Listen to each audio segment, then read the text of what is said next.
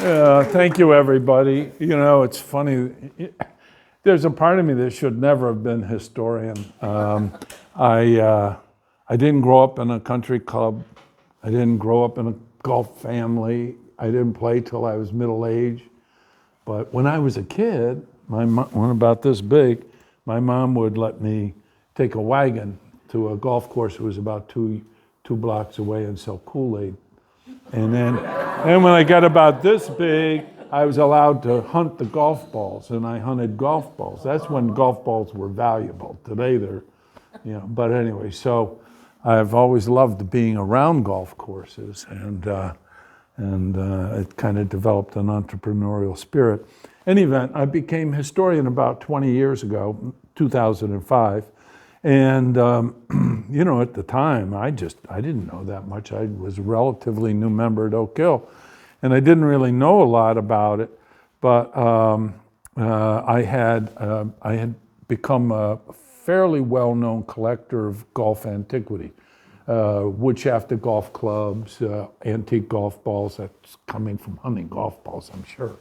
But and so nobody else stood up and wanted the job. So, and I took it, and I was a little scared because I didn't know anything about Oak Hill history.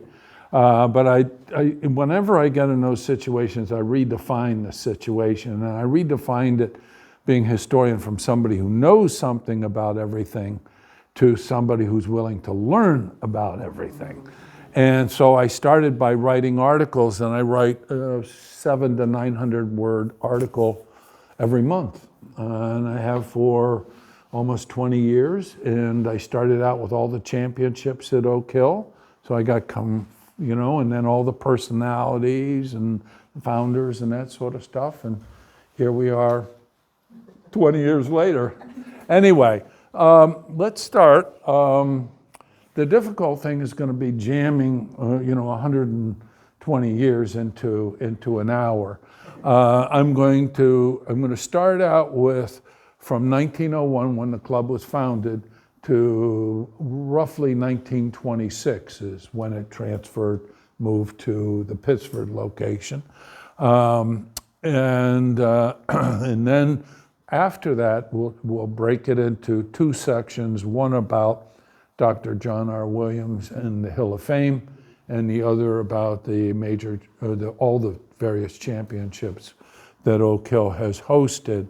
I'm going to have to jump back and forth a little bit, just because that's what history does.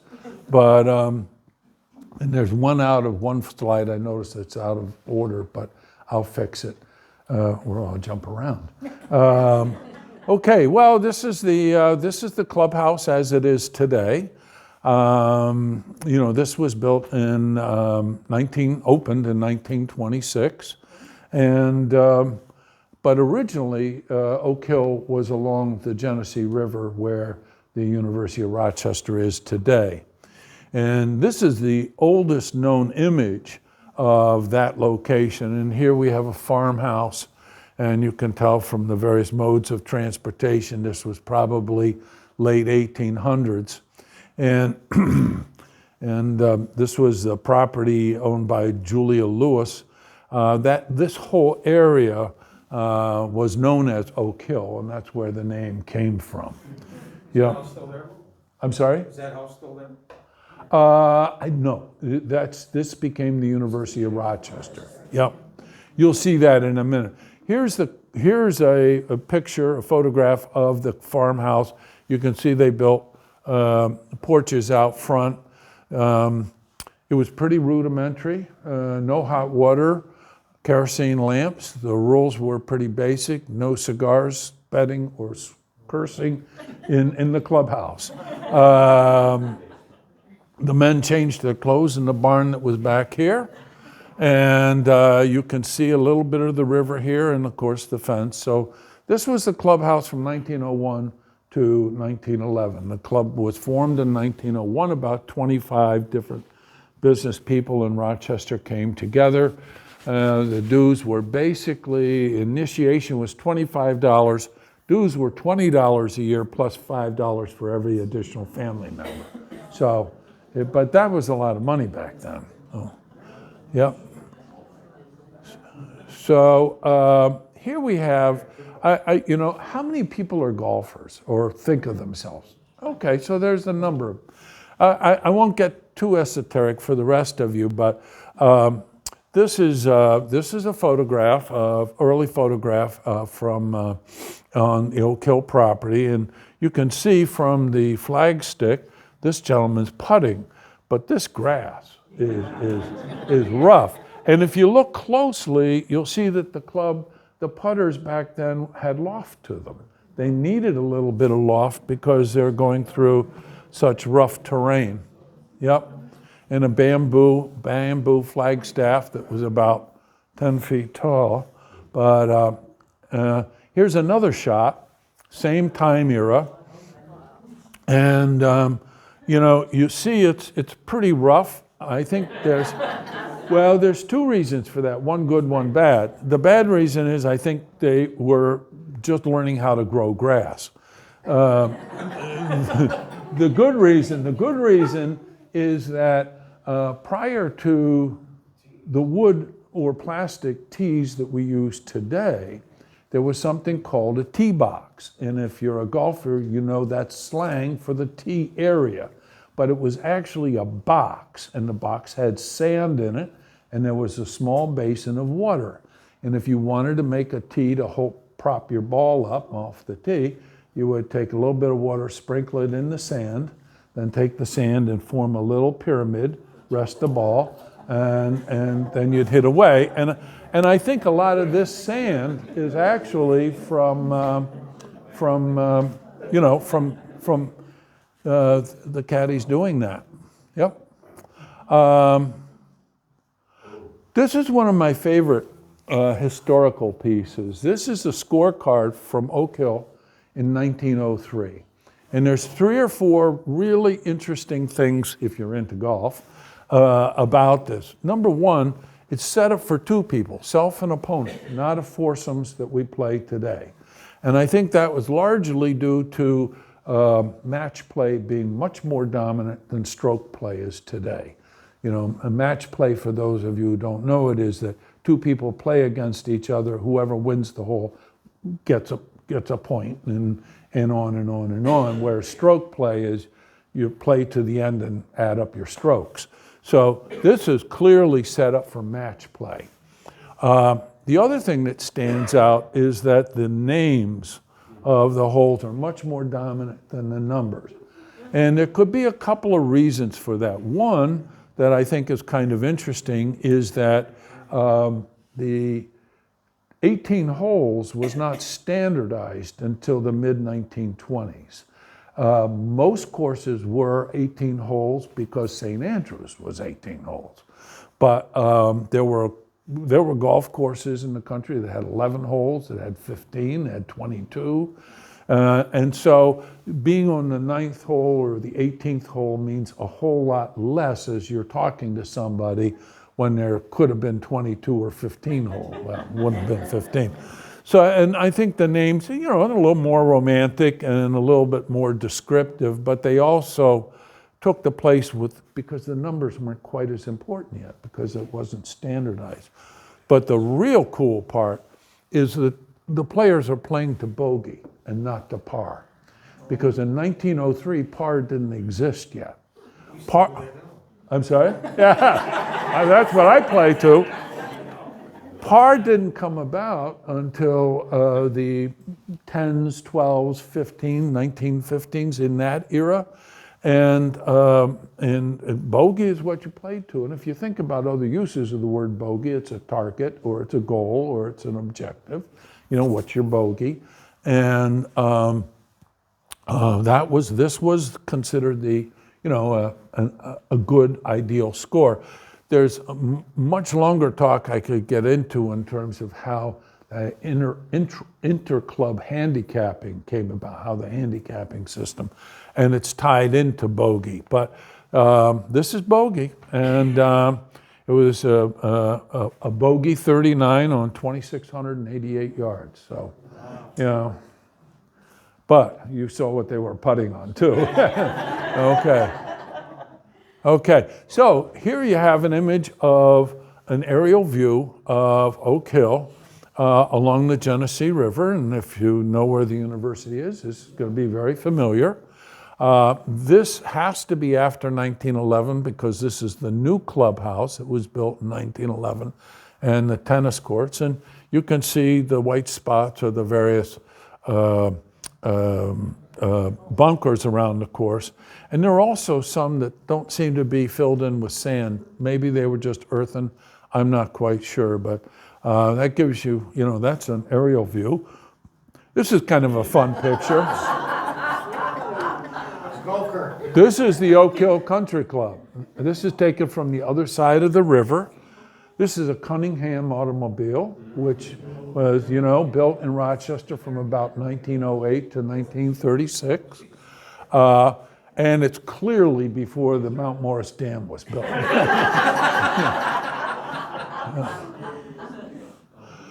So now we started in 1901, but we were very successful, and by 1911 we had, well over 150 going on 200 members. Everybody's paying dues. Things are pretty good.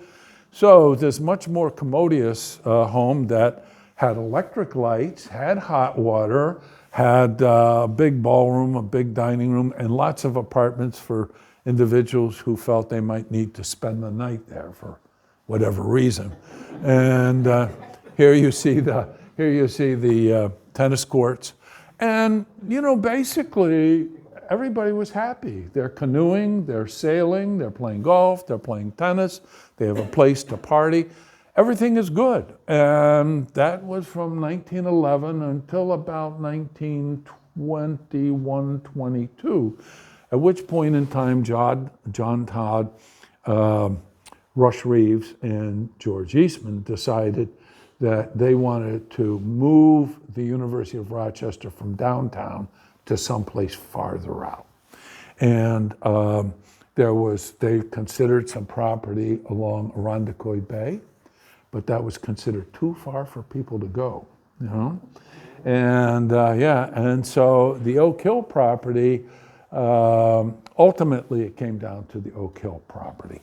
And so in the 1922 era, a deal was struck where I call it the greatest land swap in Western New York history, but 90 acres, and this building, which they would then tear down, 90 acres along the river was swapped even for 355 acres in Pittsford, 2 Donald Ross designed golf courses, and a 40,000 square foot clubhouse.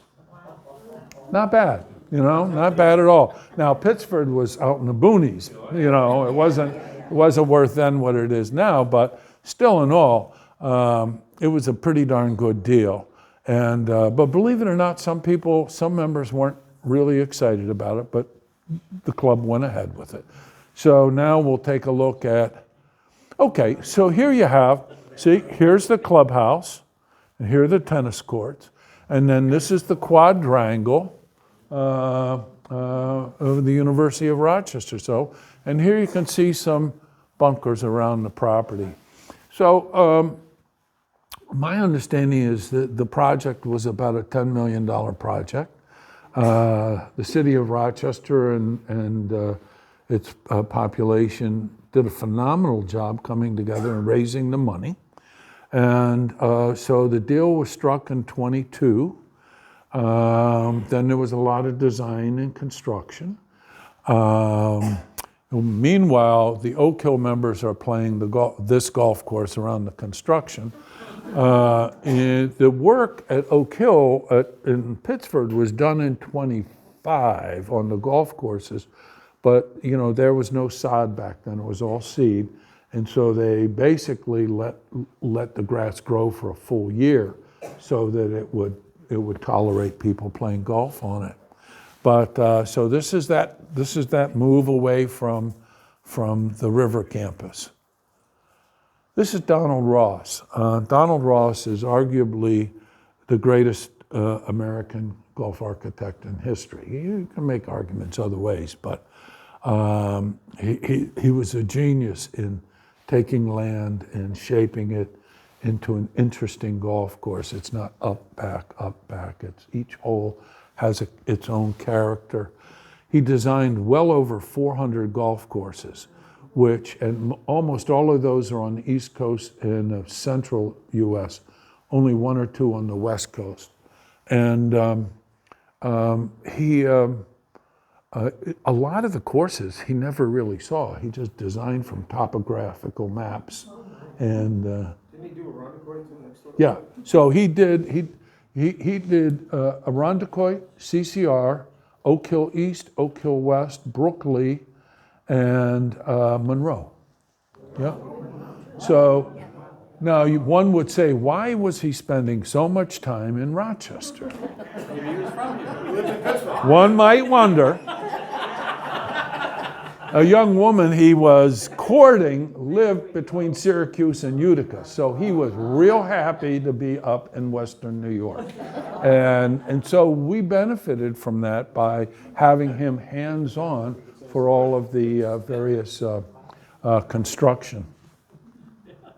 Okay, and this is the design he created in 1924. These, to me, they appear grayish. I'm not sure what color they really are, but this is the East course, and this is the West course, and then here's the clubhouse, and that was the design in 1924.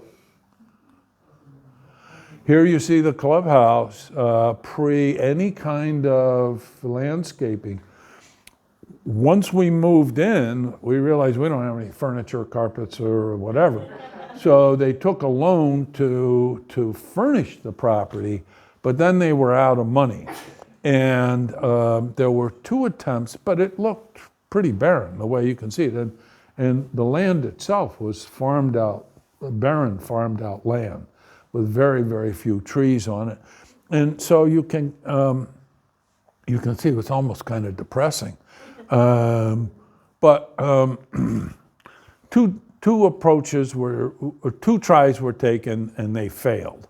The third was a gentleman, and I'm not sure if he's coming up. No, he's not. Okay, well, Dr. Williams, and I'm going to tell you the story of Dr. Williams in just a little bit. But here you see the front of the clubhouse, late 1920s. Here you see it from the back, again, probably 1926, 1927. Here, this is the green on the 13th green looking down towards Allen's Creek. This would be Country Club Drive over here where that people live. And this is a house that was on number 4. It was there for well into the 60s. The groundskeeper lived there, but you can see how barren it is. I mean, there are a few trees here and there, but basically it's not. And here's where I have to jump forward and back a little bit. Dr. Williams would sprout these trees, and I'll tell you more about it in a minute, in coffee cans, and then he would bring them over and see this line of pines. He created these all over the course. He created little nurseries where he was growing these trees and whatnot. This is Dr. Williams. Dr. John R. Williams, he was chairman of the board of the Rochester Museum and Science Center. He was a physician, one of the founders of Highland Hospital. He was the first physician in the United States to use insulin to treat diabetes. And then at age 48, he decided to retire. Not bad, huh? And become an amateur arborist, but a nationally recognized amateur arborist. And so as he got better known, he would reach out to other arborists around the world, and he would ask them to send him acorns or other tree seeds. And Oak Hill's trees consist of trees from acorns from Kew Gardens, from Sherwood Forest, from the forest of Ardennes, the Black Forest, the cedars of Lebanon, Mount Vernon, and my favorite, from an elm tree under which George Washington accepted command of the Continental Army. Pretty cool, huh? Yeah, and so he started this whole process, and he would sprout these coffee in trees in coffee cans, and then bring them to the club and transplant them, and then as they got bigger, transplant them again. The joke is he must have really loved coffee, but you know, he.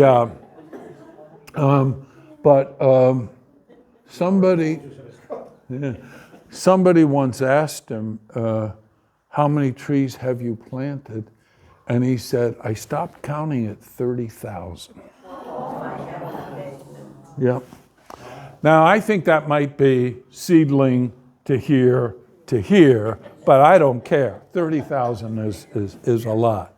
So, yeah, and so that's Dr. Williams, and he's really the real patriarch of Oak Hill, and he was also the founder of the Hill of Fame, which in Oak Hill lore is hallowed ground, and we'll get there.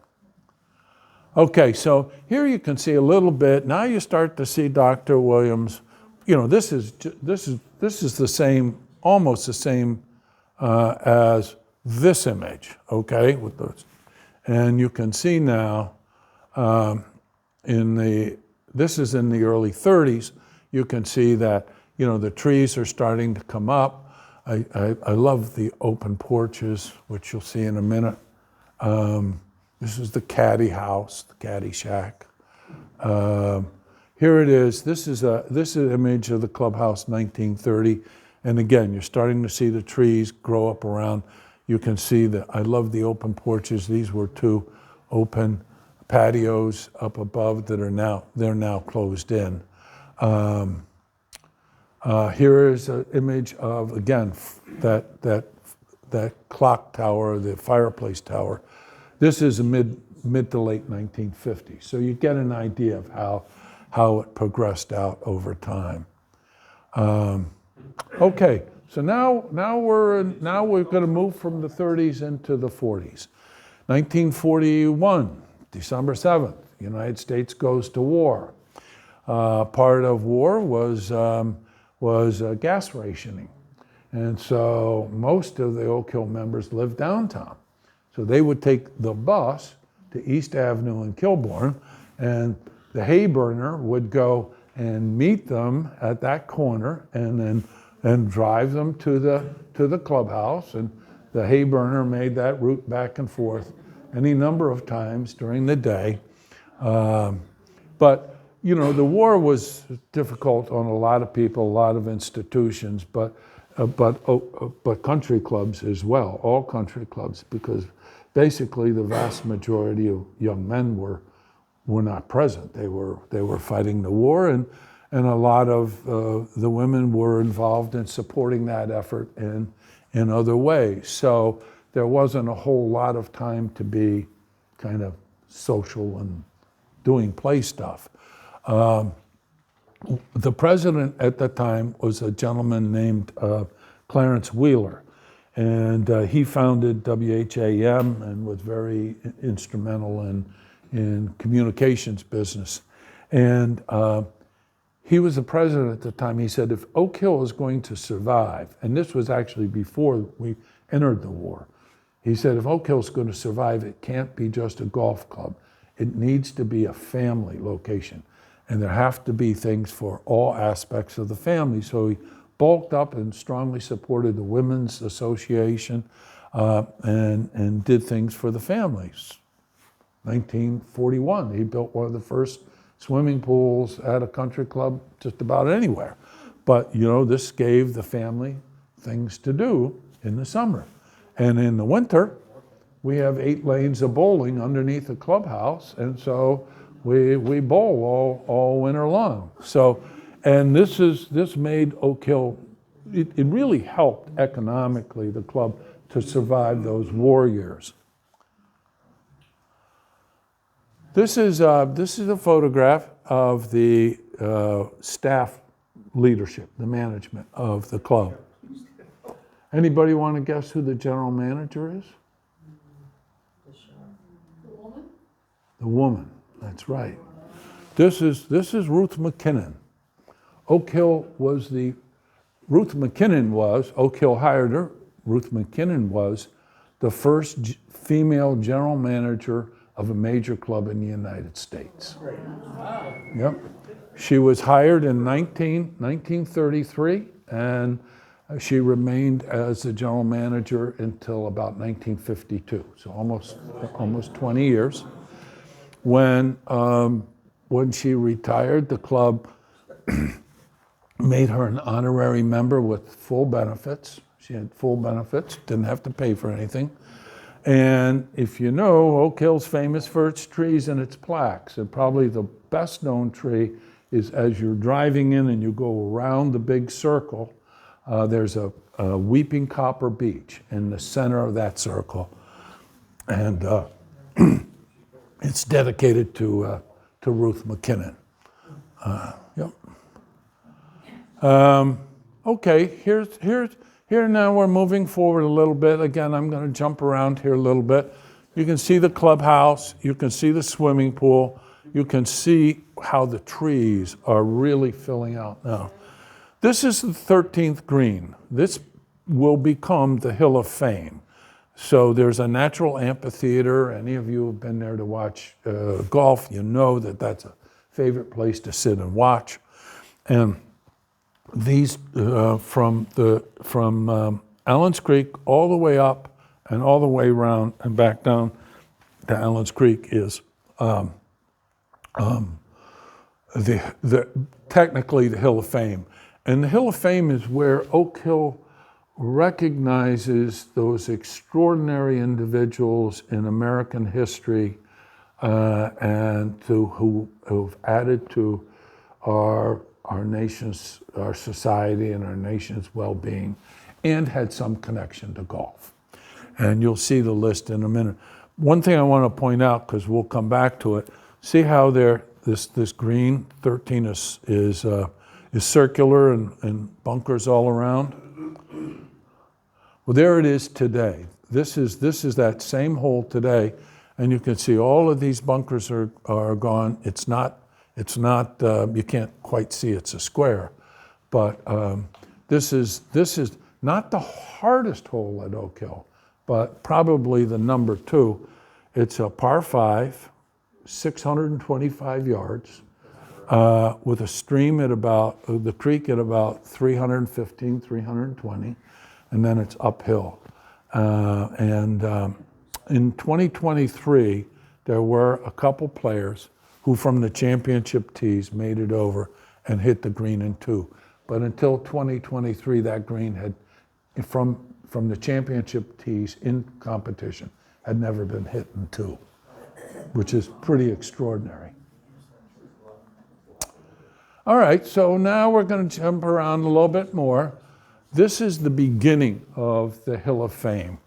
The Hill of Fame technically didn't start, or officially didn't start until 1956. But this is 1949, and this is Dr. Williams congratulating Charlie Coe. Charlie Coe, for those who don't know, is one of the greatest amateurs of all time. I put him in a class with Bobby Jones. I mean, 6-time low amateur at the Masters. He was an amateur his whole life.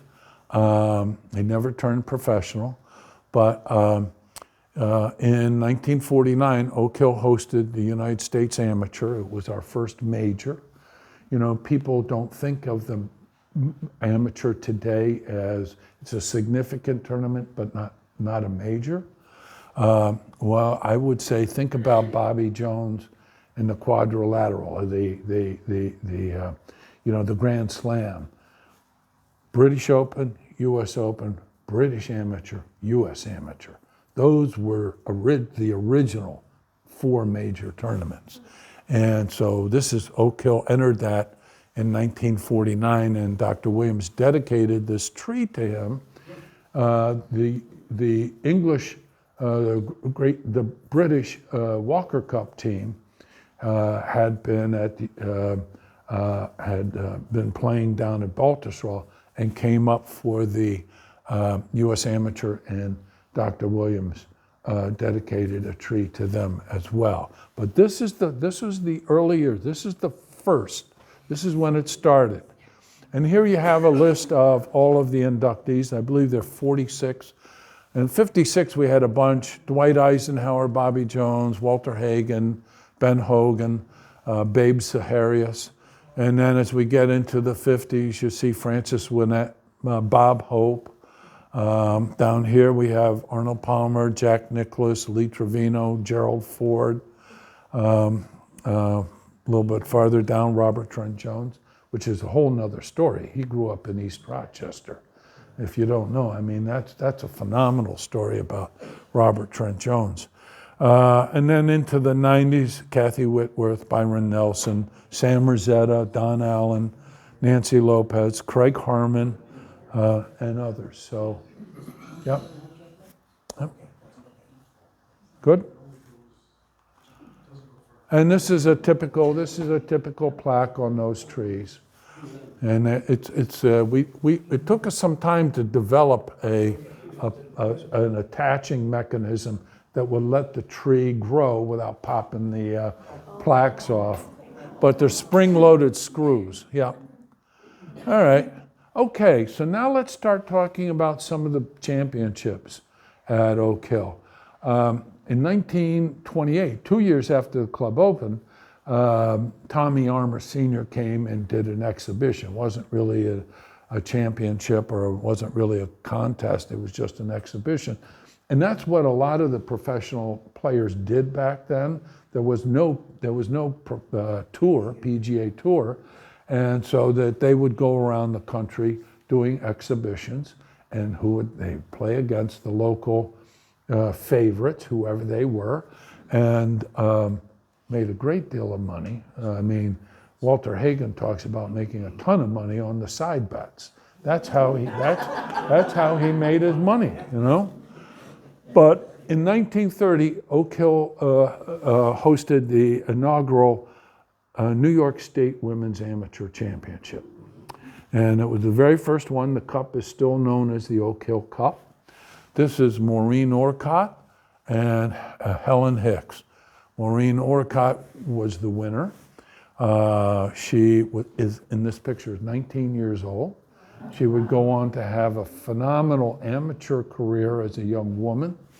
Then in her very early 30s, she became one of the first professional golfers in the United States, doing work with Spalding, Wilson or Spalding, I'm not sure which. Anyway, and this is Helen Hicks, who stayed amateur her entire career, retired as a sports writer for the New York Times. And but that's, you know, Oak Hill was the foundation of the women's New York State Amateur. Then in 1934, and I think this is a really important tournament, 1934 was the 20th anniversary of Walter Hagen's first U.S. Open win at Midlothian, and also the centennial of Rochester's incorporation. And so Oak Hill hosted the Walter Hagen Centennial, or the Rochester Hagen Centennial. It's got a lot of different names, but basically it was the 1934 Hagen Centennial. This is Walter Hagen putting. And because it was his event, he got to invite a lot of his friends. Well, who were his golfing? I mean, who were his buddies? They were the guys he golfed with. Who did he golf with? The greatest players in the world. He's 20 years a champion. He's won 5 PGA championships already. So I mean, he's a phenomenal personality, and he's inviting all his buddies who come to Rochester to play Oak Hill. And this is when the very best players in the world got to see Oak Hill for the first time. And that's why I think this event was so historically important. I just put this in here because I like it. Okay? This is, in my opinion, this is the greatest foursome that ever played together at Oak Hill. Ben Hogan, Byron Nelson, Sam Snead, and Jimmy Demerit. Between the four of them, they had 314 wins. Think about it, 314 wins, 25 of which were major championships. Yep. And this is a concrete bench with a plaque. We were doing trees and benches for a while. The concrete didn't last as long as the trees did. So there are some wooden benches, but I like this. I just have it here because when I walk the fairway, I say, these guys walk the same fairway, and I love that. Okay. Okay, this is the one that's out of order. We're going to go here first, and then we're going to come back. Okay, 34 was a big hit, and Oak Hill said, hey, we like this idea of hosting championships. So this is Frank Gannett. He was a member at Oak Hill. Gannett News, now USA Today. This is Craig Wood. Craig Wood Herman, the golf professional at Oak Hill for 41 years, is named for this gentleman. He was best friends of Craig's father, Claude Harmon, who won the 1948 Masters and is the last club professional to win a major tournament. But anyway, this is Craig. This is Ben Hogan. This is Sam Snead. Sam won. You see Ben reaching over trying to grab the check. But that's okay. He just needed to wait a year because in 42, he wins. This is Irwin, I'm going to blank on the name, Davenport, Irwin Davenport, who was Gannett's partner. This is Dr. Williams, and here Ben Hogan has won the 42. We almost didn't play the 42 because of the war. There was a lot of feeling that it was inappropriate to host a sporting event when men were dying. But they went ahead and did it anyway. And what's significant about this tournament is Hogan set a course record 64. Now, granted, the course was shorter than the course is now, but the equipment was a whole lot worse than people use today. But essentially, the course was the same.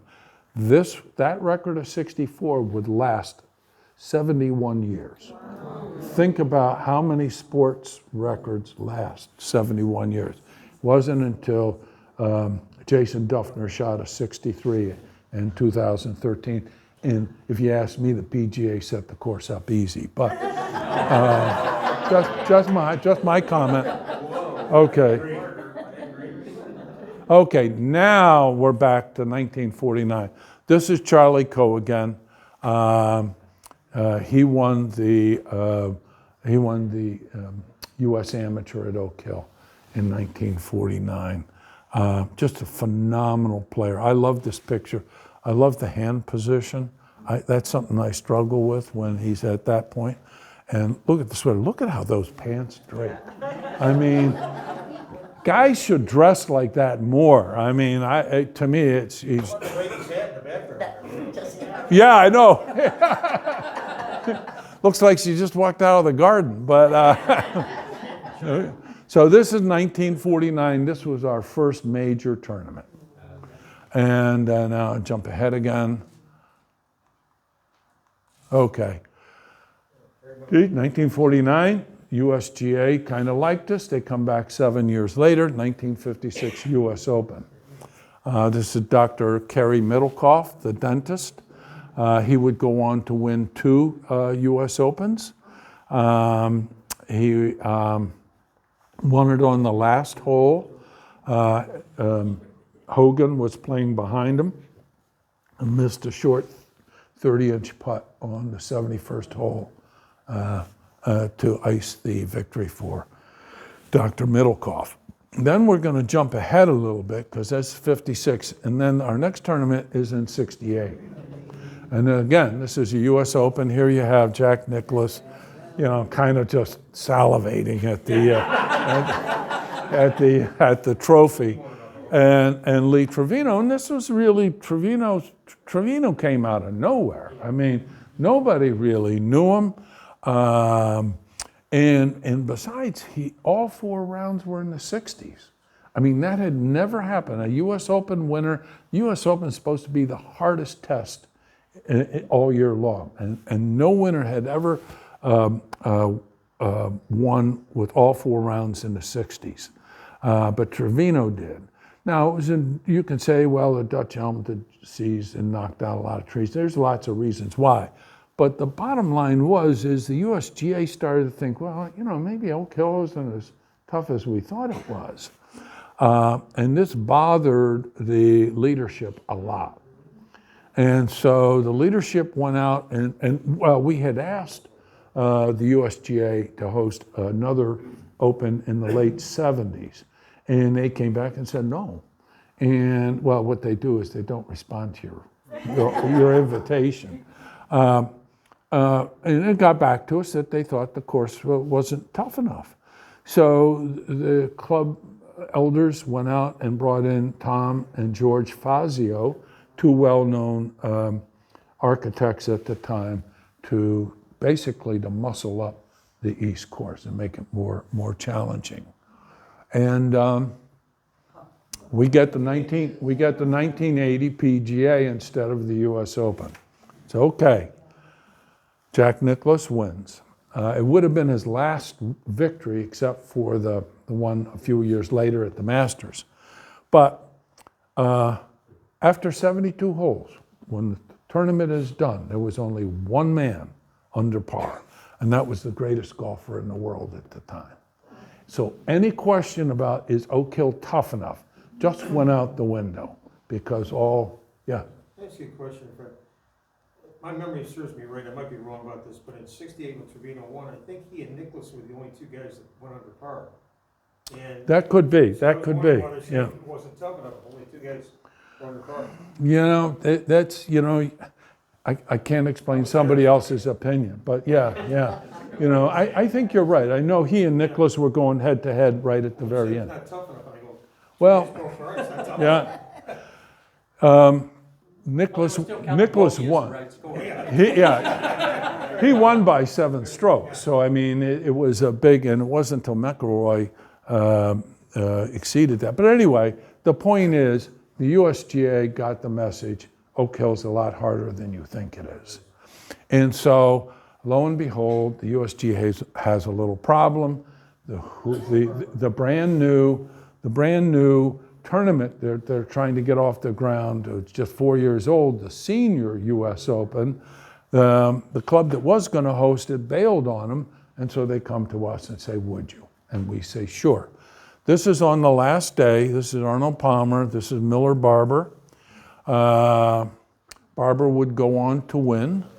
I'll tell you this story.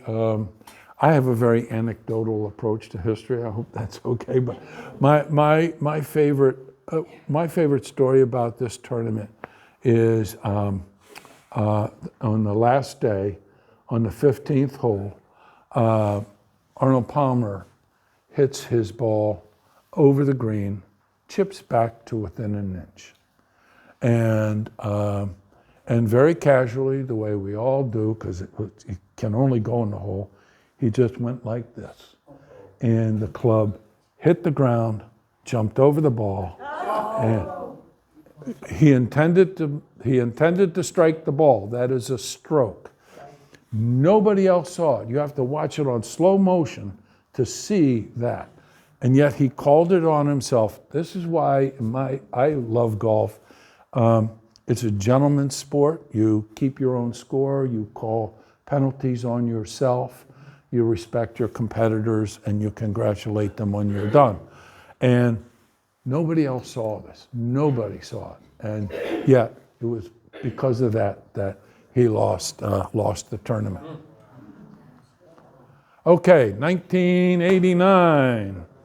Oh, I should back up. Since going back to 1980 when Nicklaus won the PGA, it was very controversial changes that the Fazios made to the course. They made changes to 5, 6, and 15, and 18. 18 has stayed the same, but those three, very controversial. And a lot of members and a lot of people have criticized Oak Hill for those changes. I argue it depends on what your objective is. If your objective was to have major championships, it was a huge success, because starting in 1980 and through today, we have hosted a significant major tournament every 5 years. 80, 84, 89, 95, 98, 03, and just go all the way through to today. And we're hosting U.S. Amateur again in 2027.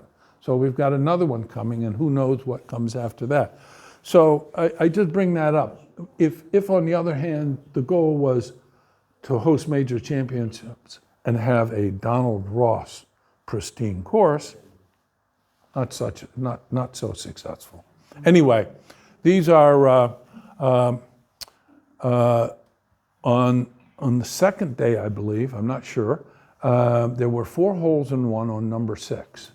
And prior to that, in all of US Open history, there had only been 17 holes in one. And here we have 4 on the same hole on the same day in a US Open. Totally unheard of. These 4 golf balls are now on display in Far Hills at the USGA Museum. I have Doug Weeby's, the club has Doug Weeby's 7-iron. And we have the flag that flew over number 6. So the night before that this whole position was decided upon, PJ Boatwright, who is director of championship golf for the USGA, and a fellow named Tim Morrigan, who was the chief agronomist, championship agronomist, were setting all the pin placements. And when they walked away from this pin placement, one said to the other, "That could be a hole in one," to which the other replied, "Maybe more than one." And boy, if they wanted excitement, there's never been, the odds are quadrillions to 1 it can happen. About Tim Morrigan, right after play, took the flag down, put up a replacement, and over the next year or two, had these 4 guys sign it. And that was that would be 1989, 91, 92. About 3 years ago, I get a phone call, and it's Tim, and he says, "Fred, I have something that belongs at Oak Hill."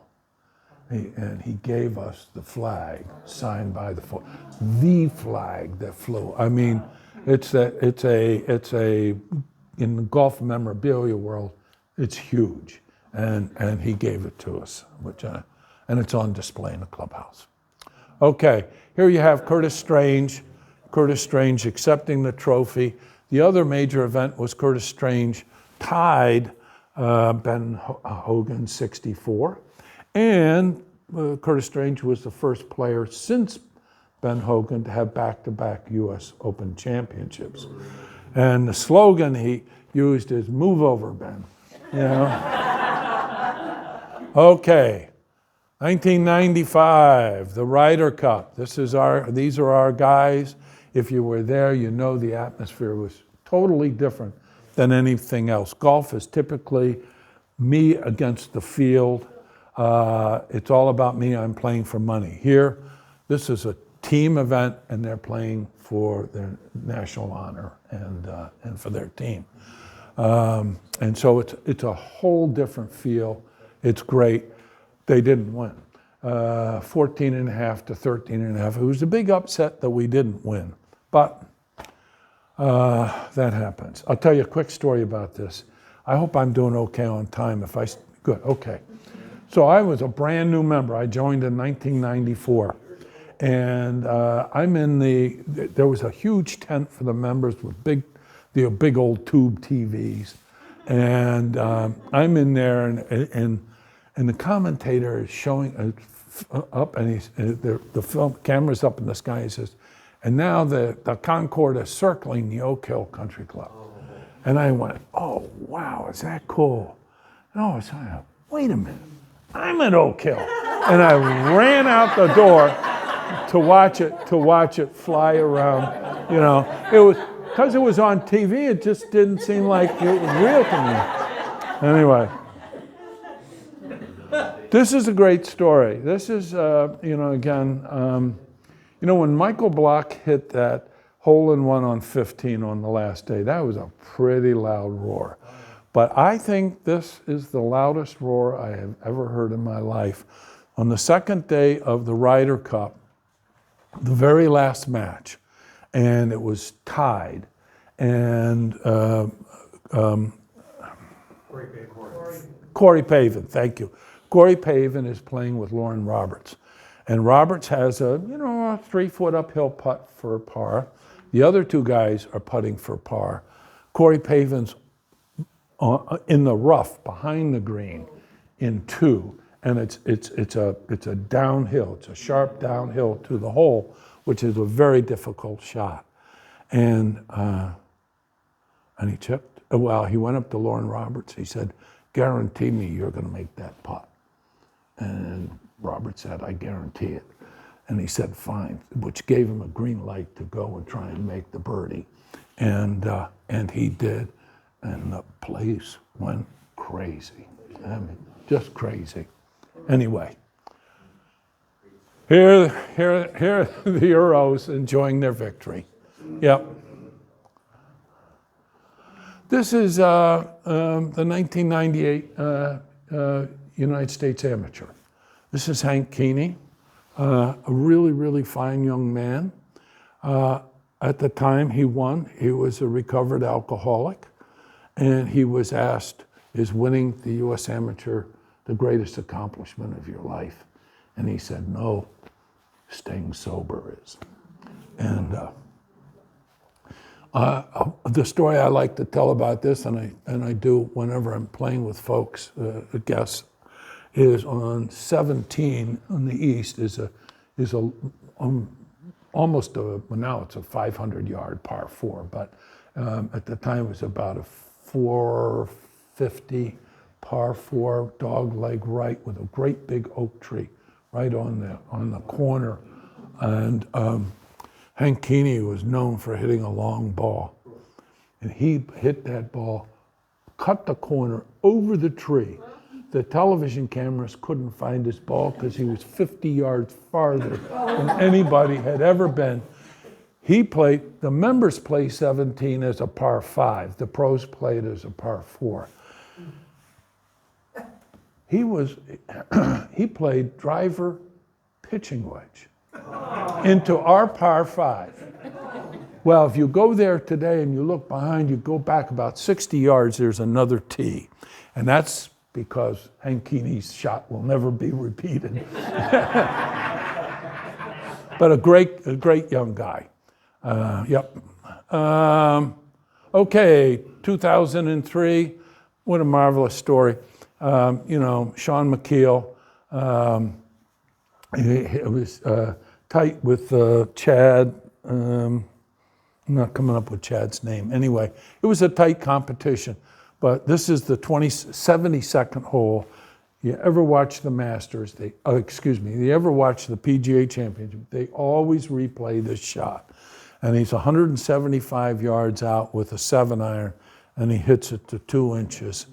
And there's a plaque out on the course now where he stood.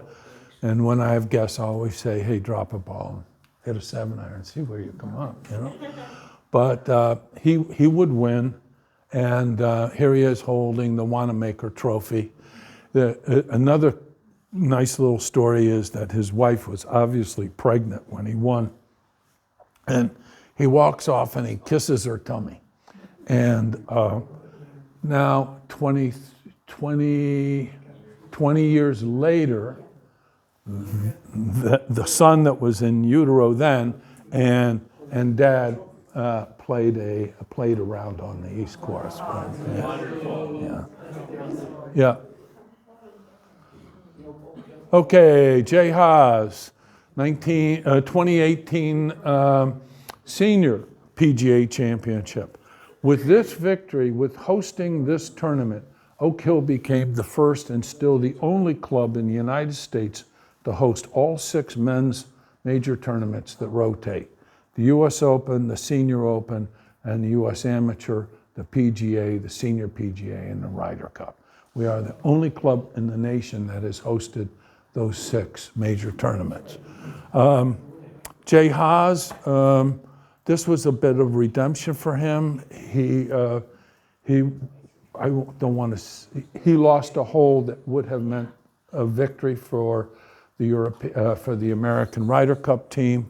Off the 18th tee, he hooked a shot into the woods. He got out, made bogey, and the Euros won. He had this exact same shot to win the Senior PGA Championship, however many years later, and right down the middle, and he won. And Jay Haas was a recent inductee on the Hill of Fame. Okay, this is just to show you, for the folks that don't go out to golf tournaments. I mean, this is 2013. And you know, people are standing 10, 12, 15 deep to watch. And this is 2013. 2023, we had somewhere between 225 and 250,000 people attend. It's a major, no pun intended, event. Okay. Jason Duffner, 2013. Duffner shoots a 63. Hey, I'm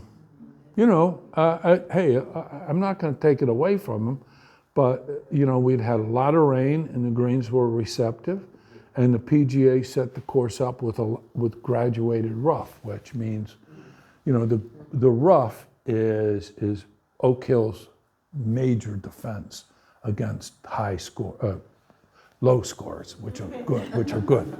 And when you make a graduated rough, it makes it easier on the player.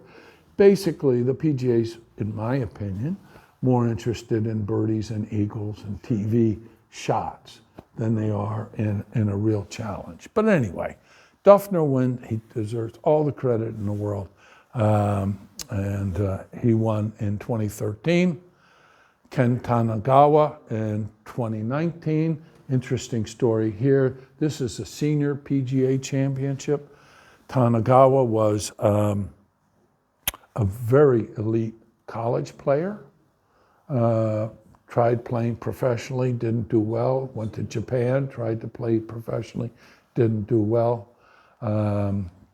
Stopped playing professional, got his amateur status back, and played for a long time as an amateur. Lives out in Southern California someplace, and the qualifying school to get a PGA card was just nearby, and he decided to, well, what the heck, I'll go play, and he won his PGA card back, and then he went on to win a tournament in 2018, and was Rookie of the Year 2018. 2019, he wins the Senior PGA trophy. I mean, he wins it all.